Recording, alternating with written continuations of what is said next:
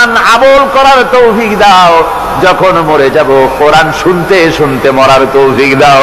যখন কবরে চলে যাব কোরআনের নূর দিয়া অন্ধকার কবরকে আলোকিত করে দিও আল্লাহ।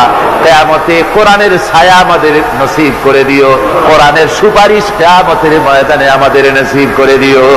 রব্বুল আলামিন কোরআন যার মাধ্যমে পেলাম সেই বিশ্ব নবী সরওয়ারে কায়নাত রাহমাতুল লিল আলামিন, তার দরবারে এই মাহফিলের সালাম তুমি পৌঁছায়া দাও। রব্বুল আলামিন আমরা যারা মা বাপ হারাইছি, আমাদের মধ্য থেকে মা বাপ যাদের কবরে গেছে, দয়া করে তাদের কবরগুলিকে জান্নাতের টুকরা বানায়া দাও।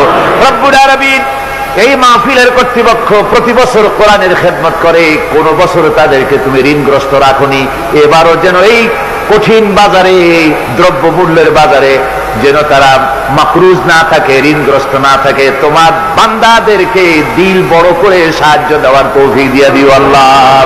রব্বুল আলামিন আজকে যে ভাইরা শিরক থেকে মুক্ত হয়ে তাওহীদের আশ্রয় গ্রহণ করলো, আমাদের এক বোন আর 4 ভাই ইসলাম কবুল করলেন, আল্লাহ তুমি দয়া করে মেহেরবানি করে বাকি জীবনটা দ্বীনের উপরে চলার তৌফিক দান করে দিও।